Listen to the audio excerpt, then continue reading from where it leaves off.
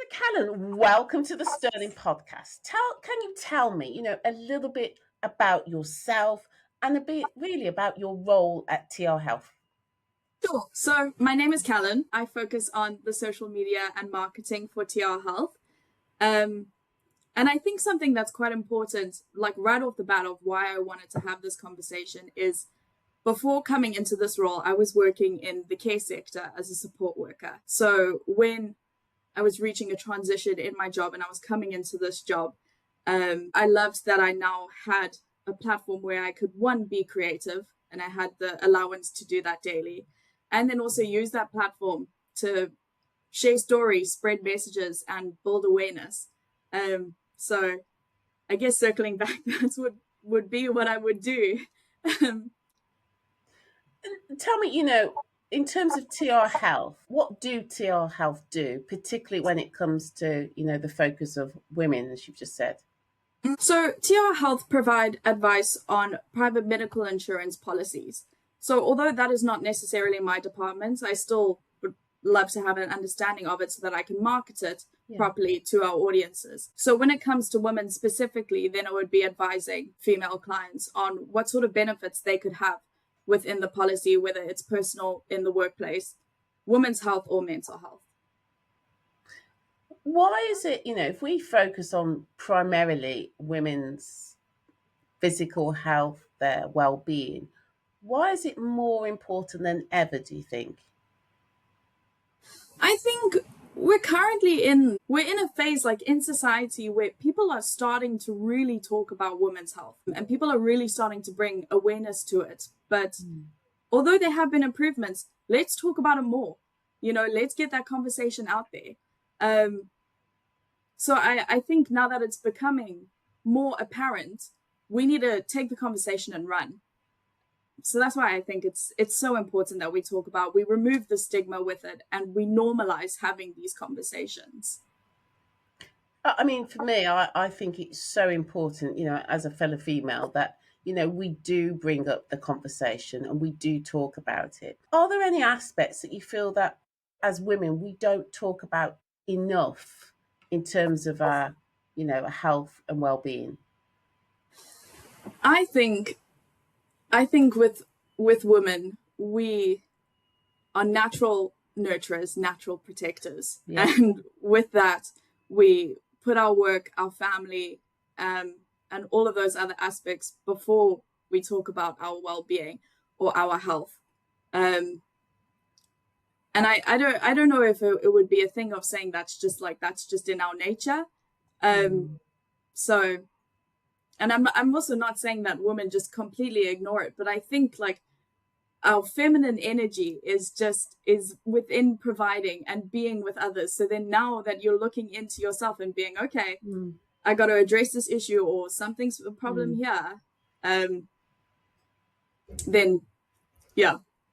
I've got to say, as a female, though, I've got a family, I work full time. We naturally put ourselves last because, we put our work colleagues first, maybe we put our families first. It is just what we do because, as you say, we are nurturers Yeah. naturally anyway. And I think now more than ever, particularly with private medical insurance, now is more than ever that we need to start talking about things, normalizing things, and putting ourselves first and foremost, or at least having an avenue where we can, really. Yeah, exactly. Yeah. So with like private medical insurance, for me, it's the biggest thing would be removing the waiting period. Yeah. So if it were to come down to it, if it's something that needed to be escalated, then Mm. you would now have that like additional peace of mind with it. Yeah. So that's always been one of the biggest takeaways for me. And I have private medical insurance, and I was concerned at first, how is it going to cost, blah, blah, blah. But I'll tell you, it's such a weight off my shoulders to know that there is somebody there that will help and support me. Social media, let's talk about that because you are, the social media and marketing assistant at TR Health. So social media can be so helpful, but also harmful as well. What do you feel is the impact it has on women's mental health then?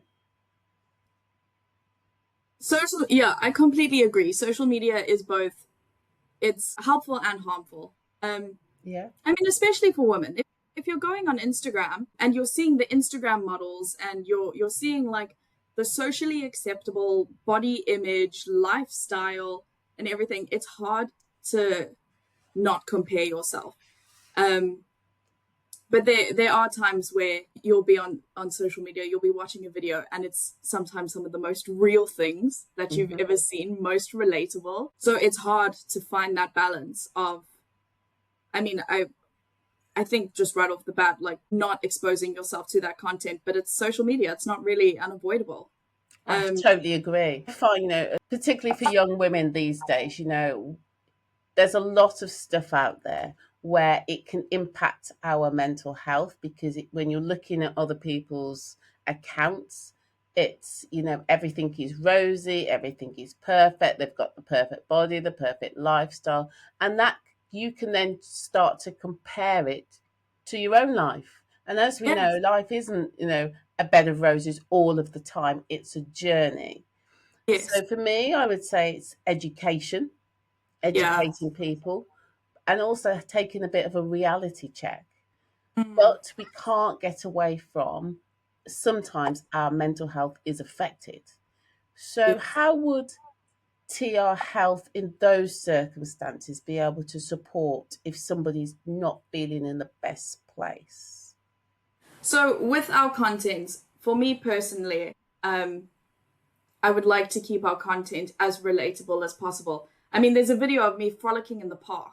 Um, so I I want to, my goal is to keep it that light-hearted, just fun, safe community that you can be in. And I wanted to additionally be an avenue where you can educate yourself. So like with it being Christmas currently, a post that went out yesterday was helpline numbers. So if you would, for people who would need to during this time, if they know someone or themselves need support, you can go to our page and you can look for those numbers. And whether it be completely anonymous, it would be like a text line like Shout or Samaritans or things like that.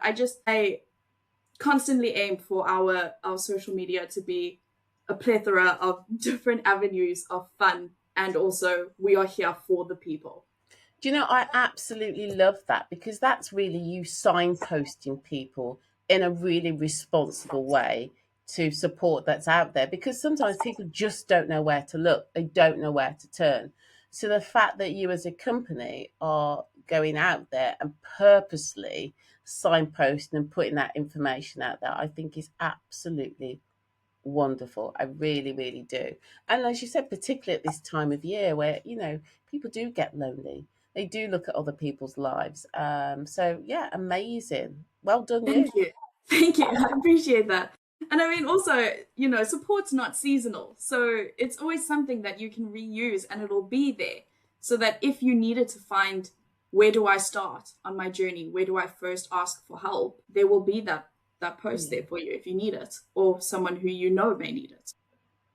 I think though, by what you've just said about what you put out there on social media, probably gives people a really good idea behind the values of your company though. Not many people go out of their way to do that. It's all about their product, what they do. But the fact that you're purposefully doing that just shows, the ethics, the values behind what you do as a whole, really, as well. Thank you. I appreciate that. Very, very often as women, we don't always seek support straight away. We sometimes wait.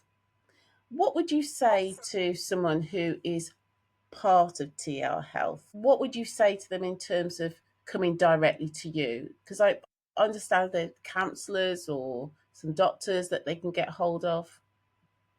I think if it was someone coming to us, I think, would it be like advice? Not like advice as in, but just like general Yeah, advice on like what I think the first thing to do is, I mean, reassure your feelings are valid. If you feel that you need to get a professional opinion on this, then we will walk through the steps with you so that you can get, whether it be like a diagnosis or treatment or referral, we can help you put that system in place.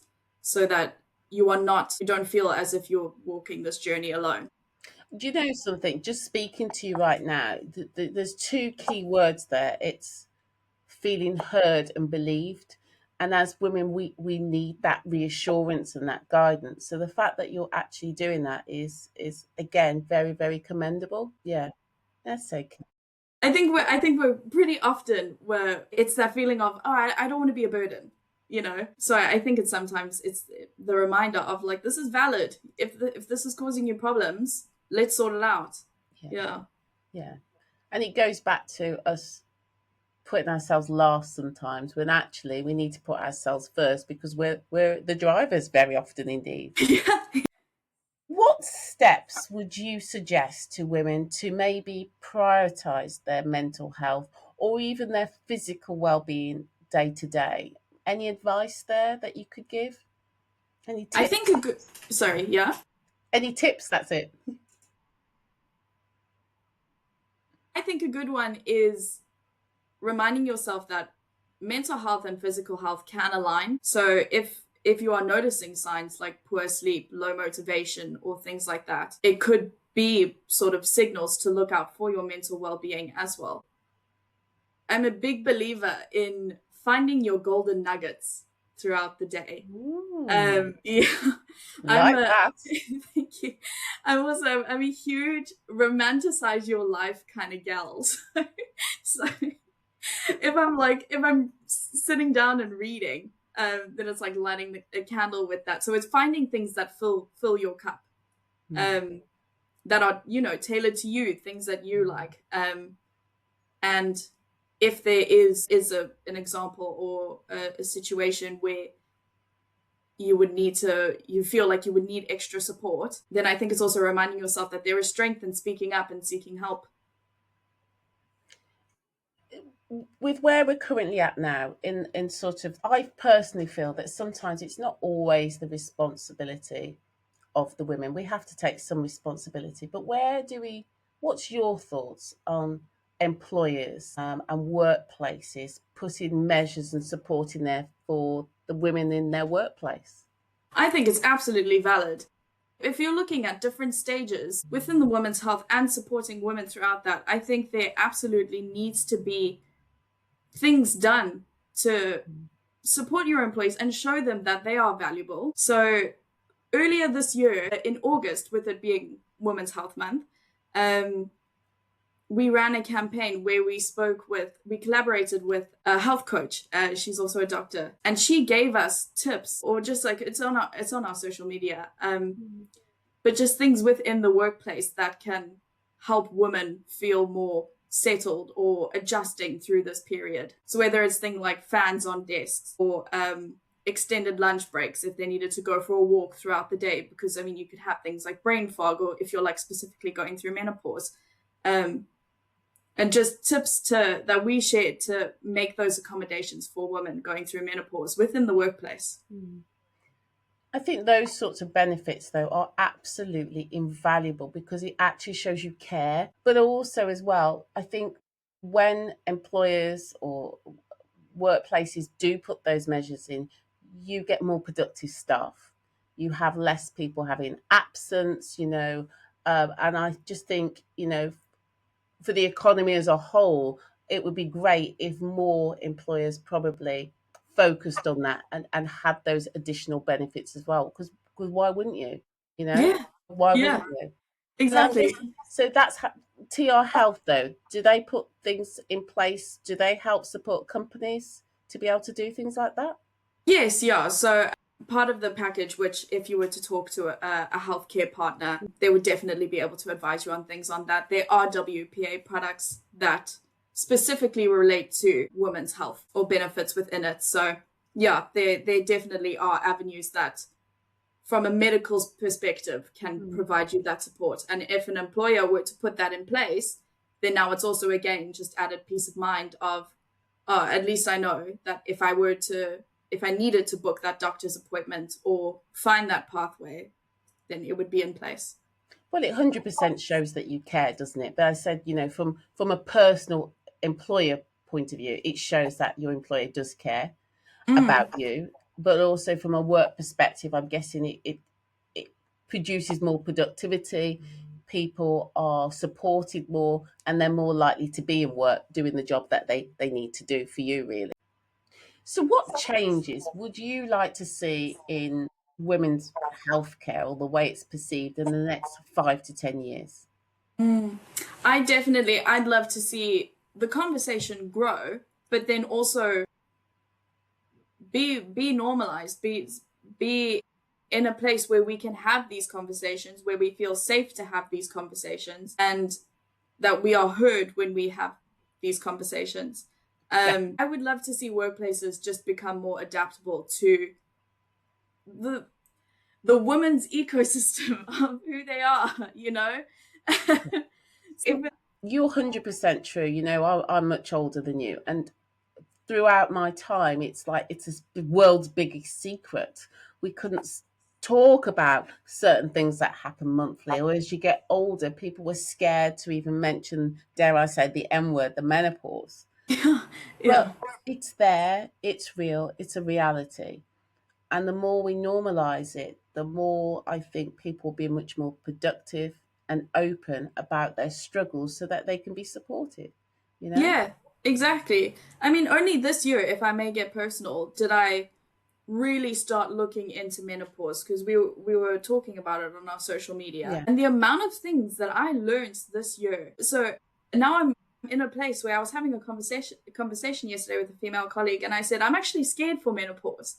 Mm. Whereas I feel like if it was spoken about more, or resources were out there and shouted about, then I would at least feel prepared, um, know what to expect. Um, so yeah, I would love to see that in the workplace as well. I think the frightening thing is, though, is just that the lack of conversation has been. So Yeah. people don't know what to expect, don't know what to do. But there's also, I suppose, guilt Mm, for feeling like you're not as productive as before because you might be, I don't know, perspiring, or you're being forgetful, or you know, you're struggling. But you yeah. should be able to have those conversations. And I think that's where we can help the next generation by talking Yeah. about it, normalizing it, and also, I suppose, seeking help. Mm, Whether it's someone to talk to, it could be counseling, or just seeking some support from the doctor. It's all there yeah. out there, but I think it's just the education. Yeah, exactly. I've had the privilege this year of chatting to quite a few health coaches, and Mm, they specialize in menopause and helping women advice and guidance through menopause. mm, So having conversations with them, it's like it takes this like big scary thing of like, oh, this is what's going to happen, and then makes it, if yeah, you like think about your nutrients, your sleep, and things like that, like you are not in this alone. You have a whole community of women going through the exact same thing. yeah. So yeah, it's definitely, it's been really educational and quite an eye opener for sure. Well, it's just refreshing, that we're actually having this conversation, that you're talking about it and you're aware of it. It's so refreshing. So tell me then, Kellen, finally, one thing I want to ask you is, what does well-being mean to you personally? We've talked about everything else, everybody else, but to you personally, what does that mean? How do you I look after you? How do I look after me? No, I'm just thinking about all the times that I treat myself, and I'm basically like, I I think for me the biggest thing is finding what makes me happy, and it's such a trial and error thing. If I may get personal, for a big chunk of my life, I was doing a lot of stuff that other people were doing because I thought that was what was expected of me, or how I should be this way, or whatever. Um and as I've gotten older, I sort of found what I liked, and I just shamelessly do those things that I like to do. So for me, well-being is looking after yourself. A lot of people talk about like an inner child, and it's looking after that inner child. So yeah, that's definitely, it's something for me. It's just it's looking after myself and it's being gentle on myself. Um, being my own biggest cheerleader, sort of thing. I couldn't have put it better myself. I think it's so important as females that we are our biggest cheerleader, because in our DNA, sometimes we can put ourselves down. We don't talk kindly to ourselves. We wouldn't talk to our worst enemy sometimes the way we talk to ourselves. So the fact that you're saying that and recognizing that is refreshing.